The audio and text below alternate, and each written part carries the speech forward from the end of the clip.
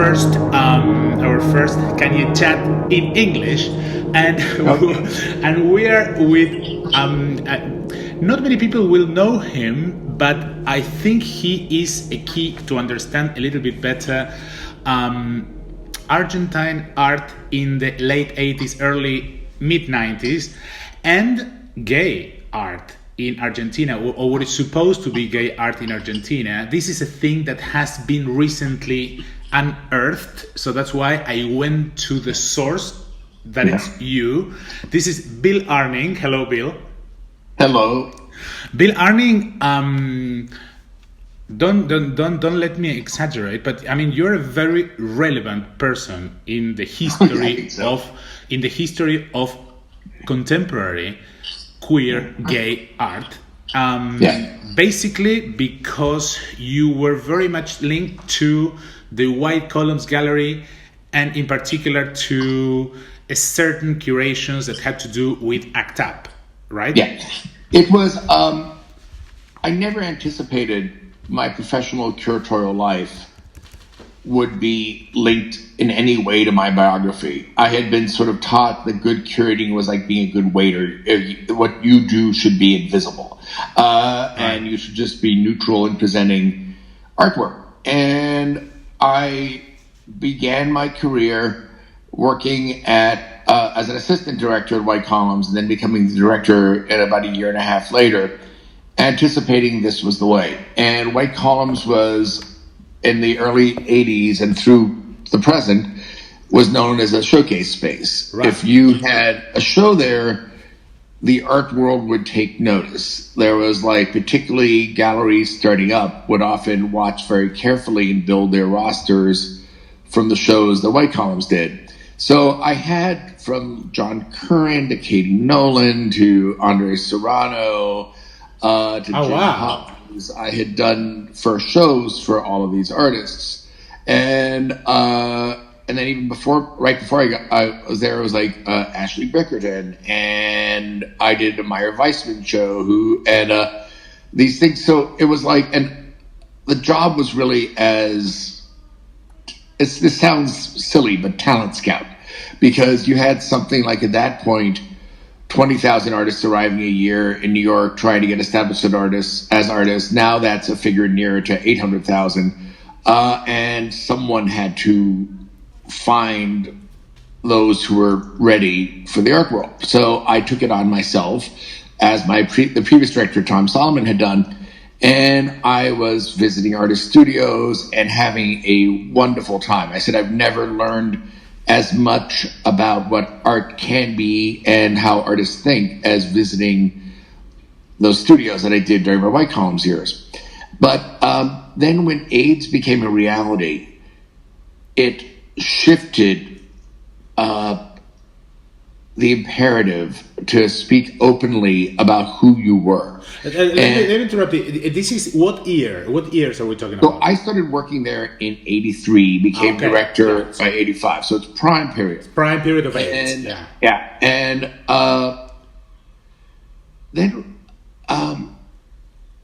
all of the great feuds about what was the proper response from visual artists to a cultural, social, humanitarian crisis like this was really fiery. And like, you had things like Nicholas Nixon, the renowned photographer, open a show at Museum of Modern Art about photographs of people with AIDS, and it was a sequence of photo essays about individual people getting diagnosed, getting sick, and in all but one cases, the photo series ended with them dead. And Nicholas Nixon, who's not a gay photographer, but was trying to do something meaningful, did not expect that there would be protests by ACT UP at his show, saying he was presenting a vision of AIDS sufferers as victims who would inevitably die. And it was like, and that sort of fight about what was the appropriate visual response to this thing was really incredibly enlivening, because because I mean to clarify to those that are listening, to that are watching, what you're describing is Nicholas Nixon. He had this, to say it in Adornian terms, he put all the emphasis in communication. It was like a registering, documenting what was actually the AIDS Holocaust. And then you had the ACT UP people that were more into turning communication into a different thing that had to do with activism, and activism had to do with a more idealized or more like and people trying to stay alive. And there was like an incredibly vivid fight that happened that I've written a long essay about, and this is jumping ahead a while to the early 90s. The Guggenheim did a museum-wide response where they gave half the museum to Felix Gonzalez Torres and half the museum to Ross Bleckner. Okay. And you would go to parties dominated by gay art world people, and fist fights would literally break out about who had the more appropriate response, because the Bleckner crew thought that Felix's work, being based on a conceptual art tradition, he had studied with Kossuth, was detached, obscure. Yeah, was obscure to the type of activists who needed to see something meaningful. Right. Even though I think, for those of us today, we think of the most beautiful single artwork about AIDS as The Perfect Lovers, the Twin Clocks. And then Ross Bleckner was doing these paintings of like basically funereal flowers with numbers for the sheer amount of people that had died.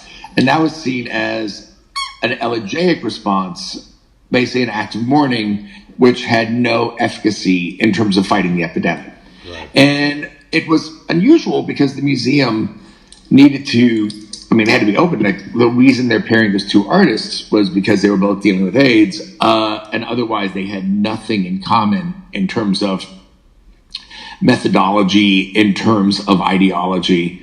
And you kind of even weren't allowed to say, like, you like both of them. People would be like, well, that's just a neutral position. That's useless. The ACT UP artist wing, Grand Fury, only formed later on. Right. They were, and originally there's a wonderful book by Avram Finkelstein about this, called After Silence. He was part of the group that developed the Silence Equals Death image. Okay. And Avram is a Silence Equals Death image is the Keith Haring, that whole thing, like No, Silence Equals Death was Avram. Avram Finkelstein is the guy who designed that. Okay. And he's in his late 60s now, still active as an artist. Although, as he says, AIDS derailed his life as an artist for 30 years. Even something as simple as the ribbon, the red ribbon that was worn. Yeah, that you brought it to the Rojas, that one. Yeah. That artist, Frank Moore, that was widely debated. I didn't write about this in the essay. The red ribbon was an artist-generated project. It became hugely successful. You would watch the Oscars, and every single presenter would have a red ribbon on. I can't think of any other activist-based art world thing like that where it became that universal. But let me ask you one thing before getting into this, because a little bit more of your background, because because it's not easy in the mid 80s and in New York to have these aesthetic discussions without aesthetics, because there's an issue here with we are New York. We come from the whole debate on the end of painting, you know, like after abstract expressionism, then you have radical painting and all that, those, you know, post-Greenbergian debates on the issue of art as an autonomous endeavor, blah, blah, blah. And then we land in what we consider postmodernism, with the debates about the end of the author, all the input on the French theory and the constructive theory and blah blah. And then we have this. I mean, how do you land? Where do you come from into this discussion? And how do you... What to my mind was the most important ingredient was everyone became obsessed by punk rock and punk rock aesthetics. Okay. And that was a gay straight leveler because the queers were there in the punk rock clubs, and that aesthetic was so it comes from the underground. Yeah. Okay. So all of us were hanging out in clubs like 8BC, ABC No Rio. Right.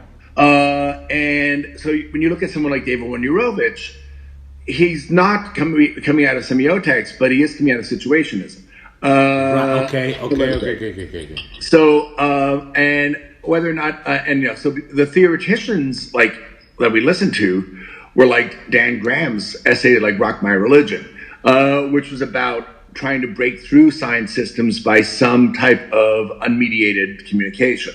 Right. So, punk rock was the aesthetic leveler, and that also explains ACT UP aesthetics, because it was like, fuck you, baby, we are dying, we are going to upset your party. So it's basically taking over the public sphere, whichever way, in order to wake up a society in denial.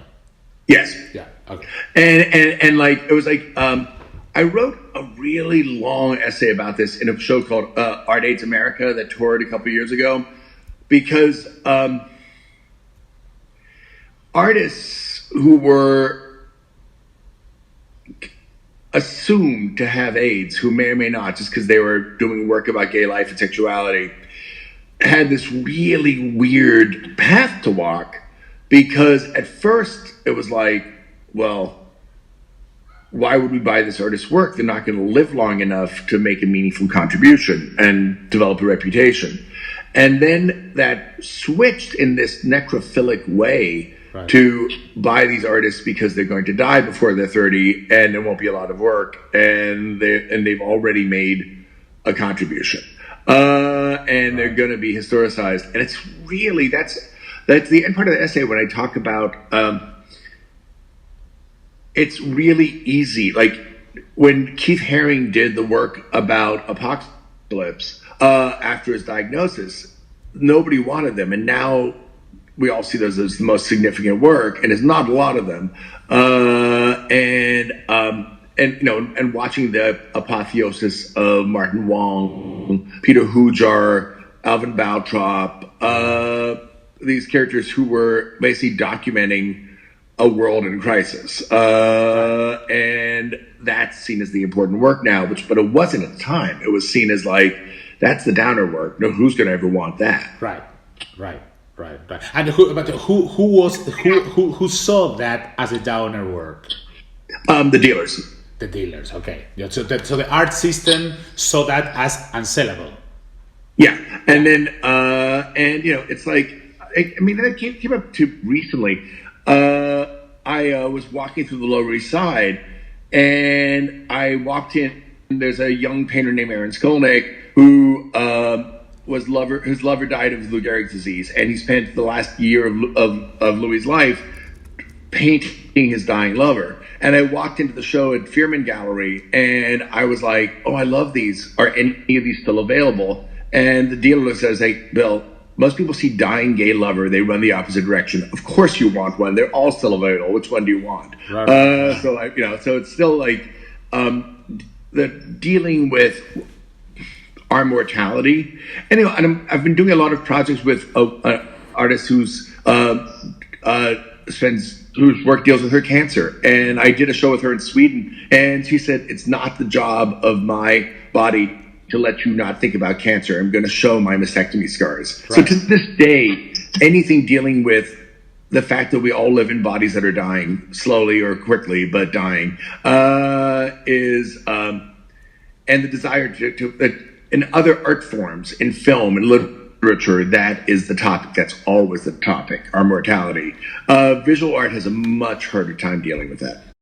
But it's interesting because what I would say about that is that in a way, abstract expressionism was a way of creating an embodied I, a sense of a connection to the material, but through the destruction of the body as seen. So in a way, gay art and AIDS bring back the body, like in what modernity did with it, what really happened with it, without the abstraction.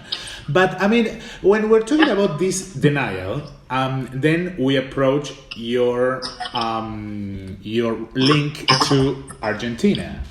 Because I read this essay that you generously sent me, and where you tend in a very Proustian way, you were telling you being approached by Carlos Basualdo, and by a very hot Carlos Basualdo, and you were approached as one of those strategies that kept repeating since the times of desarrollismo in the 70s.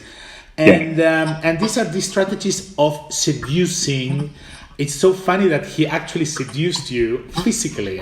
Seduced the New York gatekeepers in order to be able to export our wonderful art to these main places. So you ended up going to Buenos Aires. You stayed at Jorge Helft place in San Telmo, no? Yeah. In San Telmo. So you had 2 trips to Buenos Aires in a very interesting place, because it was a very particular time, and I want you to tell me how that, and I will tell you why. I mean, how that invitation happened. I'm interested in your link to Jorge Gumiermeyer. And you describe it as you were invited by him to be in a slide presentation at the where? At Rojas. At his school. I don't know, because I don't remember being Rojas, but I remember Jorge said, "Come and give your lecture here," and then we went out, and Carlos introduced me. Helft was help bring people there. But at my lecture, because ACT UP stuff was already what I was working on and doing, and had a lot of activist work. And what happened was after doing the AIDS activist shows, ACT UP generated other activist art world things. Like there was Queer Nation, which was very important. This thing called Sex Panic, which is still very important to me. Sex Panic was one of the government responses to AIDS was close the sex club, close the bathhouses. Right. And for those of us that those were important, politically important places for generating community, who wanted to resist that urge to close the bathhouses. The Sex Panic was useful. Then that also turned into WAC, Women's Action Coalition, or WHAM, Women's Health Action Mobilization. And at Gay Pride one year, the ACT UP group had grown so fucking large. It was 3 blocks long, and you just kind of felt dragged out. So this woman named Mary Dorman, who was one of the leading women in ACT UP, tried to siphon a lot of us off to march with WAC, Women's Action Coalition, because there were really weird things. They had never tested aspirin on women because they were afraid they would accidentally trigger a spontaneous abortion in a woman who didn't know she was pregnant. So they just didn't test. That's why, and if you've seen all the ACT UP documentaries, one of the big fights is about the definition the CDC gave to AIDS that excluded women with AIDS from the clinical definition, which meant they couldn't get access to any of the clinical trials. Right. But and you know that that particular thing in Argentina is particularly interesting because in Argentina, AIDS enter not through gay people but through intravenous drugs from people that come in the mid 80s from being exiled after during the dictatorship in Europe. Oh no, I did not. Yeah, so I mean, so in Argentina, and this is very specific in Argentina, AIDS and the first, for example, the first witnessing testimonials about AIDS are written by women. And so it's in Argentina, it's very much linked to women, more than firstly to women and then to men. I don't remember meeting female AIDS activists when I was in Argentina. Well, welcome to Argentina. Because well, I mean, there's one very important. This Marta Dillon. She used to have in this newspaper, Página 12, this weekly column telling her toils. Having to get from the state the retroviral drugs, the cocktail drugs for free, and how that excluded racially and socially certain sectors in society. And then you have Liliana Maresca. Liliana Maresca, the first artistic event at the Rojas Gallery is by Liliana Maresca, who died from AIDS. It's a female artist. So I mean, and this is 89, 88, 89, 89, if I'm not 88, if I'm not mistaken. So you come to the Rojas with the retroviral cocktail, you know, like you come at that time. But what would you describe in your essay? I'm particularly interested in Argentines. We see Argentine gay people we see as you know, half European and cerebral and conceptual, and half tropical and hot and fleshy. But what you discover there is very interesting, because you discover like a gay environment linked to art that it's very much detached from their own bodies. Yeah. Would you like to elaborate on that? Well, I kept being told this thing, and it seems like a cultural cliche, that gay men in Argentina were much happier talking about sex than ever actually having it. And I'm having spent a lot of time in Brazil and Mexico since my time in Argentina. I just, the sheer amount of guys who are like, let's go fuck now, in Brazil and Mexico was a constant. And I have very fond memories of both Brazil and Mexico for that. That had never happened in Buenos Aires at all. I was trying to remember this phone call if I even got laid there once. And I don't remember anything.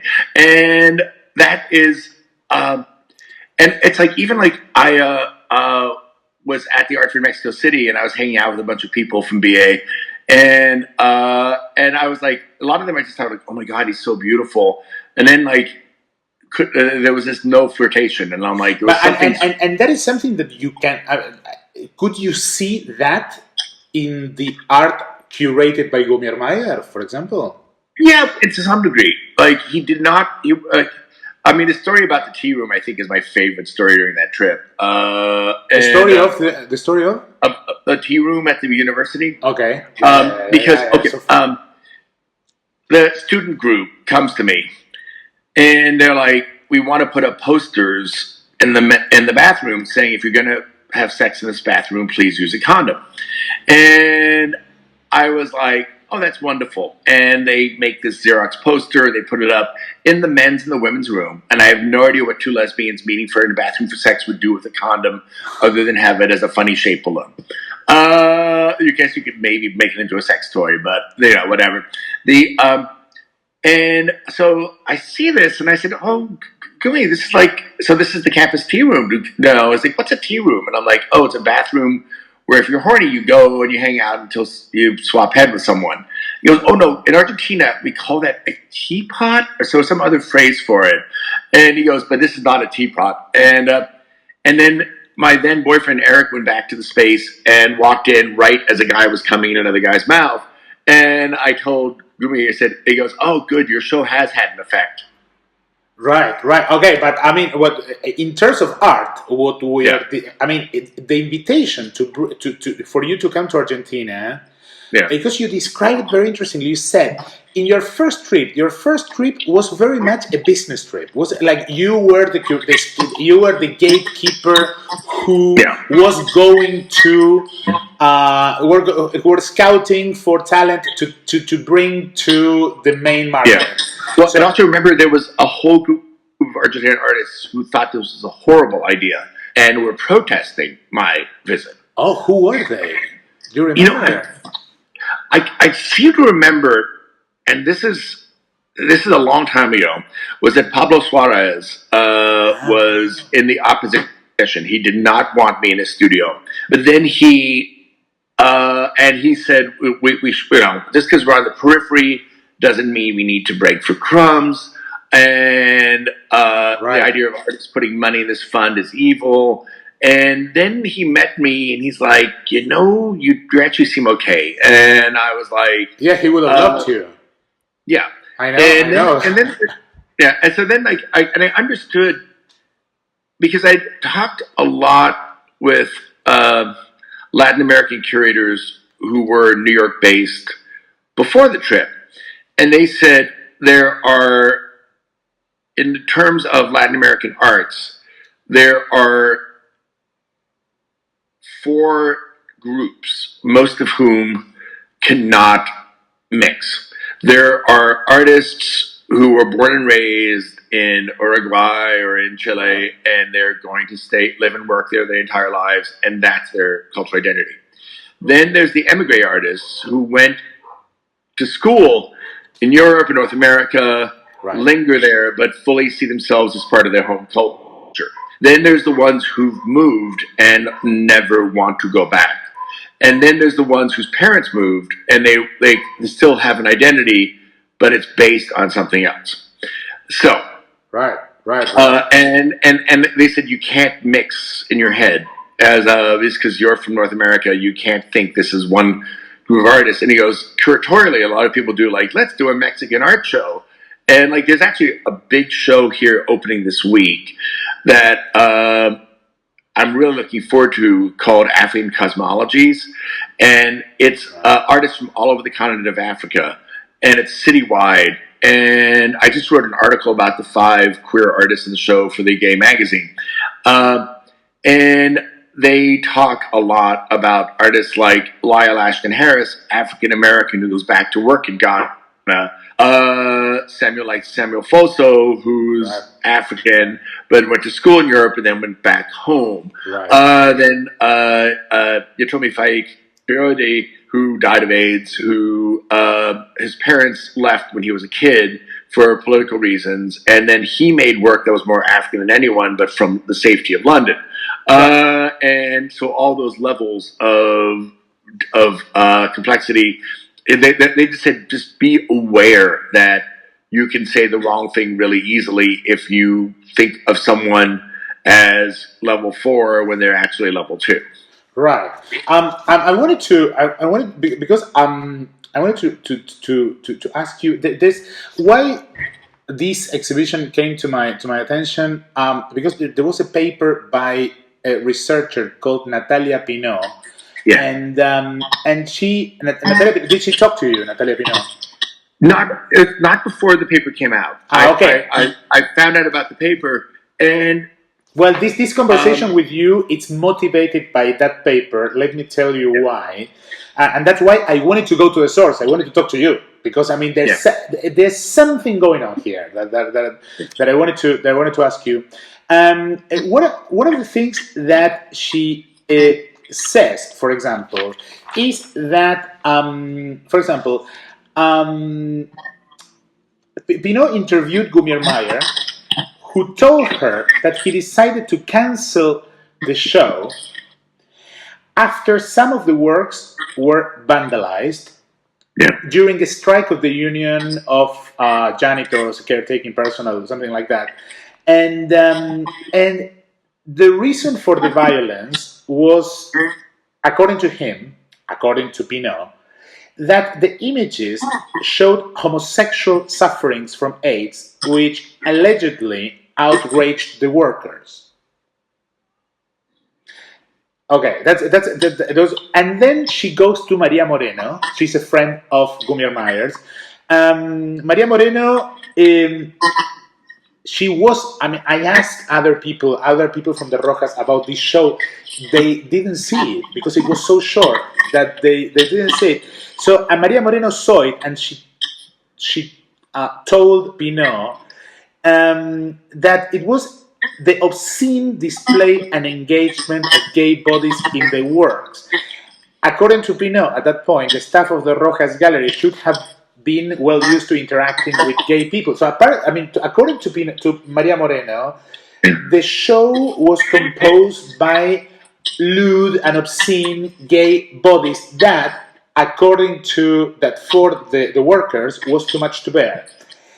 According to Gummiermeier, the show was composed by downers, very, as you said, downers, very, very, very, very graphic material, people dying from AIDS, and with this argument doesn't make a lot of sense, even for Pinot, from the point of view that there were like artists that actually died from AIDS in the Rojas. But my question, because when I read your essay, in your essay you don't talk about vandalizing due to what the image was about. Yeah. But you talk about actually that they stole the items from the famous gay New York curator. Yeah. And the stuff that was stolen was. So my question is: Are they politicizing something for their own construction of identity against you? I mean, in opposition to you. Yeah.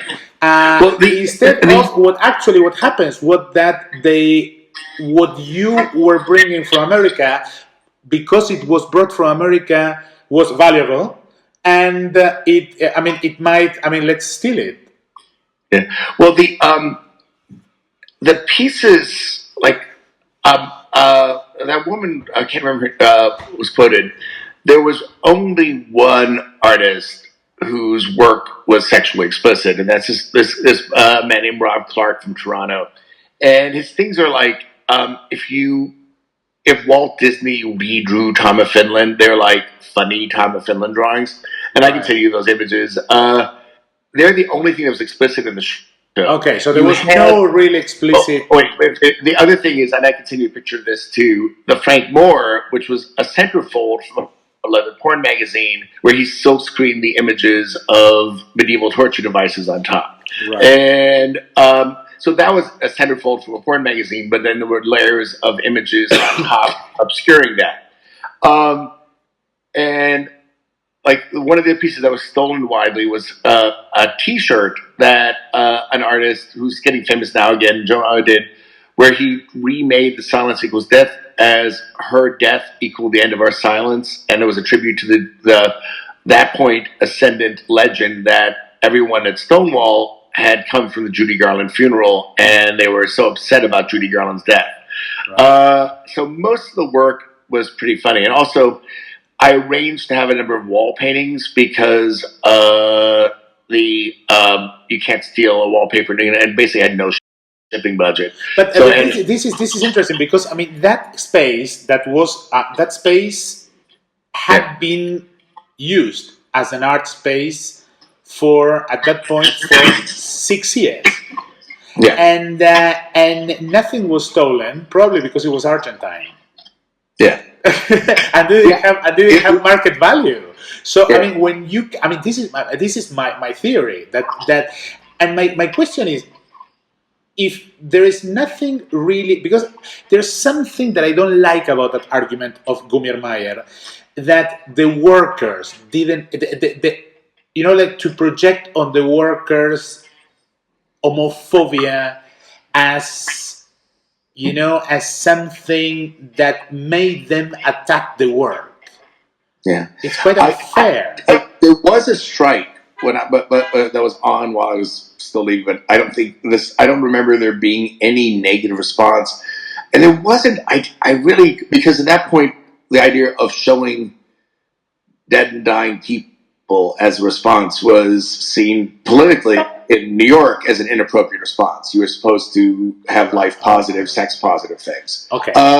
So like the big centerpiece of the show was this John Lindell, what he called the orgy murals, but they're like basically just circles, stars, and like little shapes on the wall that if you read them, like if you decode them as nipples, balls, cockheads, and buttholes, you can see it as an orgy diagram, but they're basically just a giant abstraction. And that was easy because I could, in my suitcase, bring the templates, and then you just outline them on the wall. Exactly. To that, and you have a giant John Lindell piece. And then I had a Ricky Albenda piece, and I've been trying to ask Ricky if he remembers what the word was.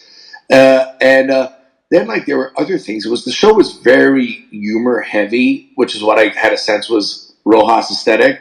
Like Carrie Leibowitz, who at that point was showing under the name Candy Ass, just sent a fax to Gumi and said to pin this to the wall. It says, "Do drag queens in Argentina sing Don't Cry for Me, Argentina?"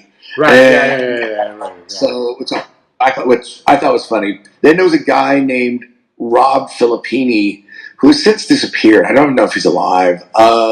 Who had a giant printout that he thought was good Argentine Spanish, and it was supposed to say "I rose from the dead as a cocksucker," but instead he picked the wrong word in Argentine Spanish, and it was like "I rose from the dead as a little bird" or something like that, and everyone was like, "What the hell does that mean?" I'm like, "Just it's poetry, ignore it." So what you're telling me, what I get from this is that recently Gummiermeier is because what Gummiermeier tells Pinot is that the images were downers, so that it's impossible because in New York downers were not well received. So they were not downers. They were. It was very funny. The show was totally humor based. So that is what Pinot says. What Gummiermeier says to Pinot is not true. It doesn't make any sense, but it's also, and this is, I try to hint on this a little bit in the essay. Historically, we feel good talking about the seriousness of our response to the period. The fact that, and if you see the way art history is constructed around art about AIDS, if you look at any of the big like history books now, it's always the work that was confronting death and dying. The actual response, and this is like comes through really well in those documentaries about ACT UP. Right. We were all trying to figure out how to have a good time in the most tragic of circumstances. And that involved sex, that involved dancing, that involved seeing drag queens, it involved all this stuff. That was the main thematic in the show. Was like how to have fun in the epidemic. But the decision at the time Jorge called, like, and he, this is before emails and stuff, so he calls and he's like, "We have to take the show down early. Right. So much has been stolen now, it just looks incomplete." I'm like, "Oh, I understand." He's like, "I'll ship it back to you," and he shipped me back this big box of all the works that survived, and I remember like redistributing them to the artists, like Anthony Vitti. Anthony Vitti was in the show, and he was doing work which were these abstract paintings made of his blood, but they were beautiful, like story paintings. Peter Hendrick had these blurry self-portraits of himself in sort of getting dressed to go out for a night in the East Village, like putting his combat boots on. So it was very lucky. Do you have images of the show? Not many. But if you have sent them to me, I would love to have some copies of those. Yeah, I see Joe Mama just photographed the shirt. Eric Hansen. Eric Hansen was my then boyfriend, and like he was in the show, and he was making mobiles. which of guys with non-traditional bodies, like with bellies and beards, and they were mobile, so they would move around. And it was like the dysfunctional gay bar where everyone keeps moving around each other and nobody actually ever gets laid. But I mean, because it's interesting because later, or at that time, I think Pablo Suarez was doing his sculptures with the chongos, with the guys with the cocks. And like the poor working class. They already existed because there was one of them when I first stayed over at Helf's house, and I remember just thinking like, he's got a beautiful cock. But right, exactly. So this wasn't too much against, it wasn't worse than that. Yeah, the idea that the show was too sexual is definitely wrong. The idea that the show was depressing if you really engage the content deeply. But a casual worker walking through would not be like, oh, this is a show about death and dying. So neither of those arguments make sense. I believe what Jorge told me at the time was that enough pieces had been stolen. The show was just incomplete. And but this is used now because 20 years later, there's this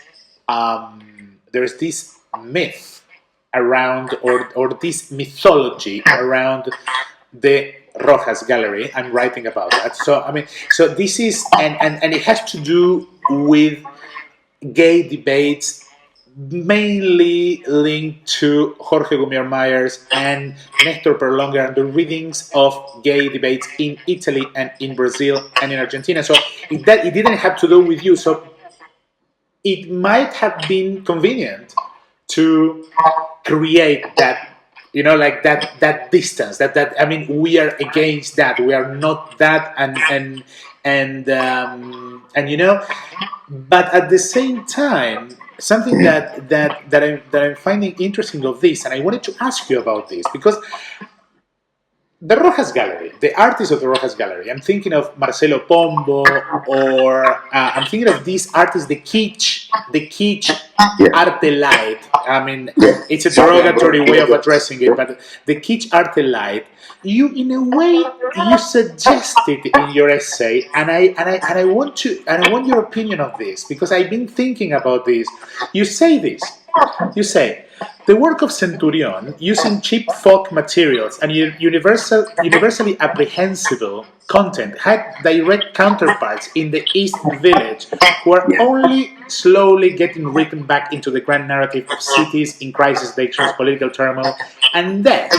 Seeing MoMA include East Village queer artists' silliest fan works in the 2019 rehang of the permanent collection is exhilarating. Artists like the late Art Connolly, or, when we're comparing Marcelo Pombo, I always think of Thomas Lanigan Smith. Yeah. So, because I think Pinot is falling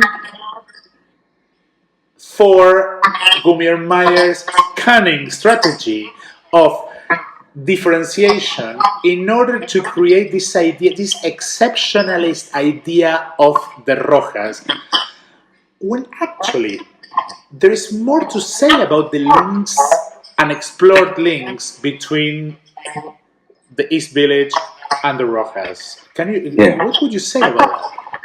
Well, it seems, and there was the cultural impetus that led to the East Village. We're going to take pop culture, we're going to make it big, we're going to make it explosive, we're going to make it fun. That was pretty global. There's artists throughout Europe, Brazil, who were following that same instinct at the same period. And again, this is where I always go back to punk rock. There was everyone was listening to the same records.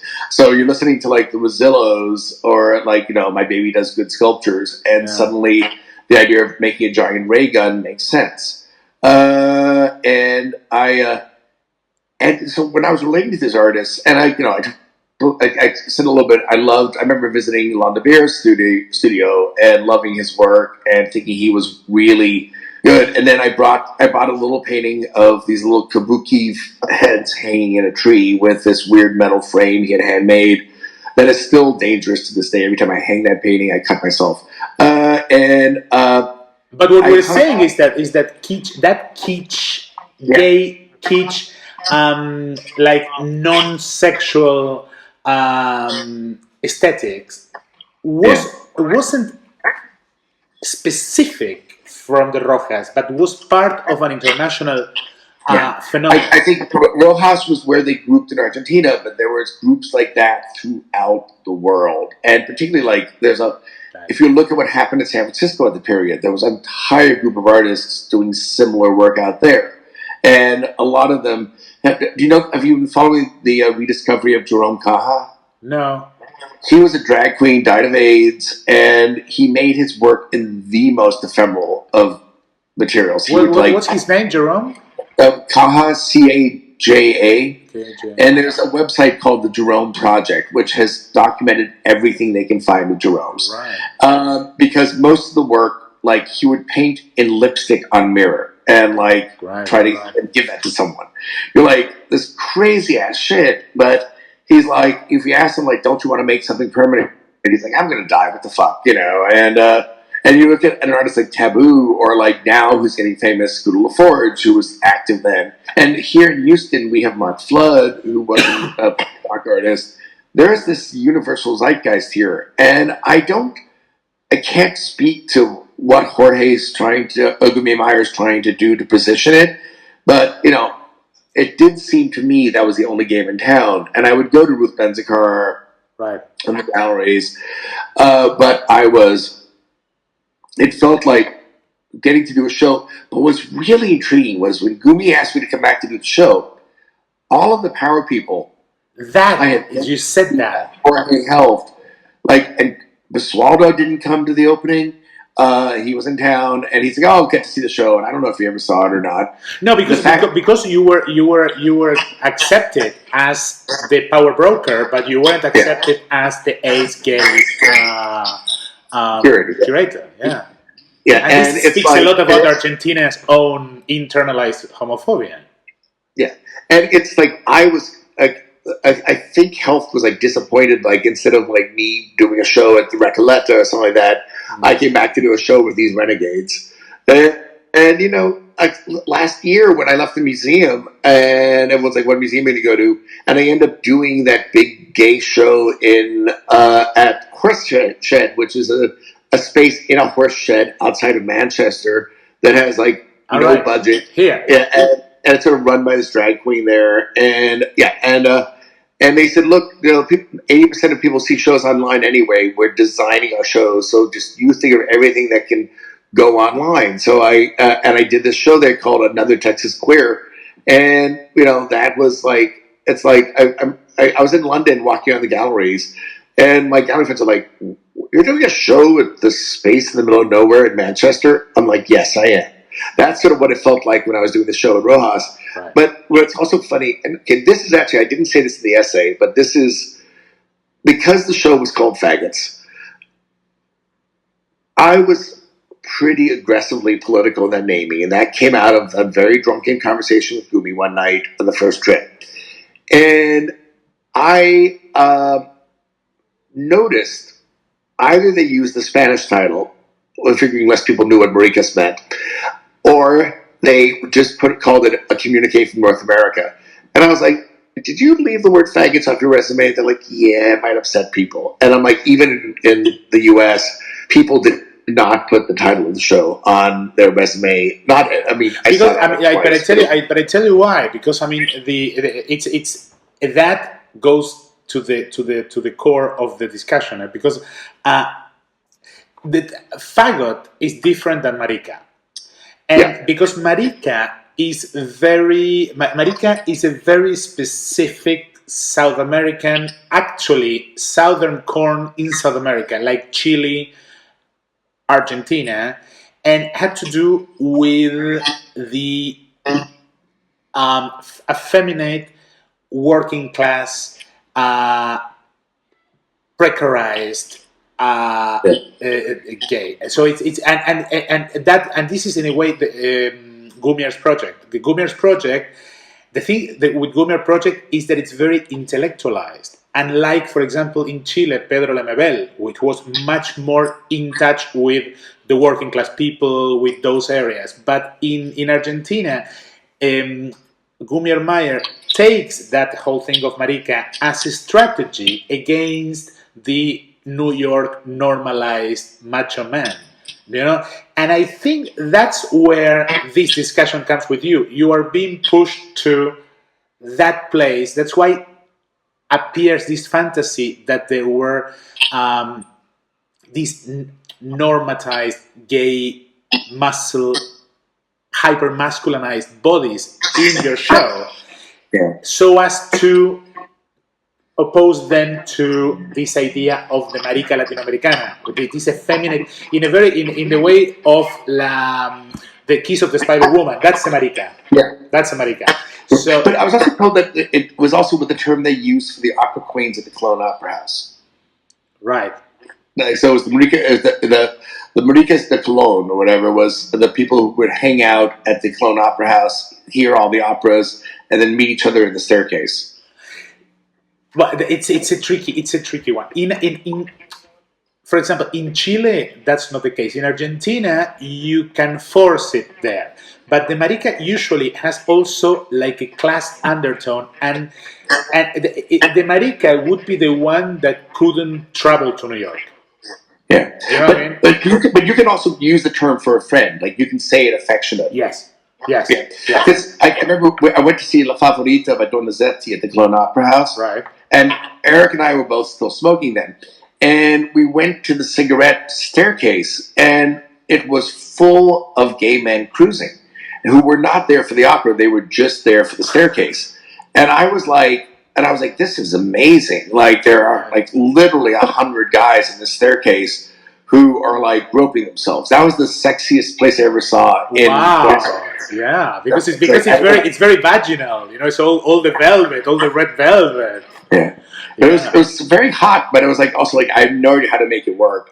I was in Mexico City for Gay Pride, and I was with Mexican friends who had gone to school and had lived in North America, and they said the thing about Pride in Mexico City is there are indigenous people who will walk in barefoot from the country to attend the parade because it's the only community they have. Right. And I saw that, and I was like really aware of how, even though gay pride in America has gotten more diverse, how homogenous it is, in that it's still class-based and stuff. Yeah. And then to see that in Mexico City was amazing. So I'm really curious about Argentina that way. And well, I mean, I think part of the Rojas and the curatorial, the Gumier Meyer's curatorial drive had to do with making that differentiation. Like the marica latinoamericana against the macho man, rich New York normatized, like Ricky Martin kind of guy, and in that strategy, I think your name appears, and it's being manipulated. So that's why I wanted to go back directly to you. But it's also funny to like have this happen like 25 years after the fact, because I was thinking like, and I'm going to be on this panel discussion next week about Centurion in New York, and it's going to be live streamed to the internet. Oh, wait, can you send me, because you know that I'm writing. I just written my chapter on Centurion, so I'm writing basically this. So it's me, Carlos Mota, the head of the Leslie Lohman Gay Art Museum. This is in American Society, right?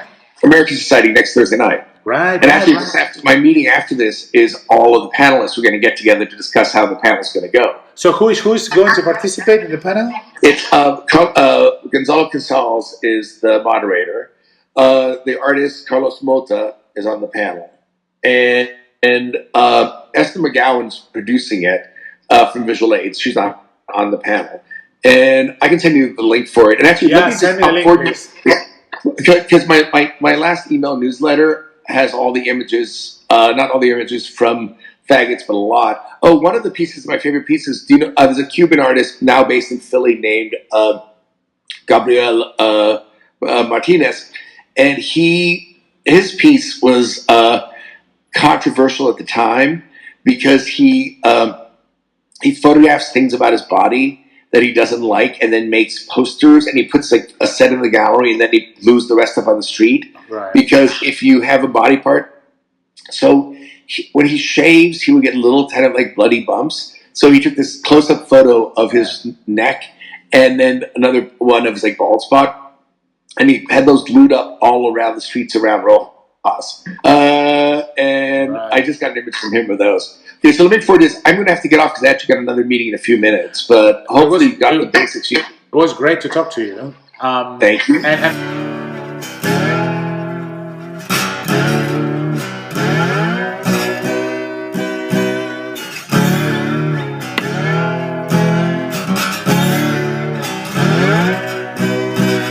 Love are not people.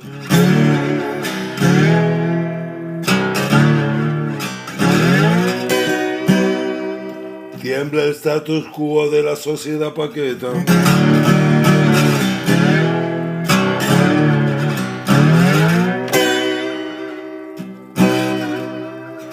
Tiembla la barreta.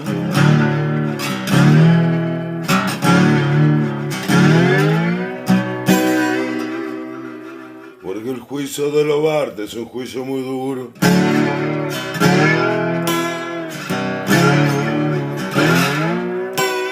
Gracias, Rodrigo.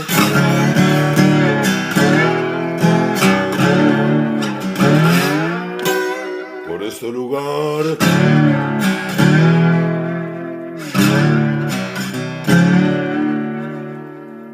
Para escribir y conversar.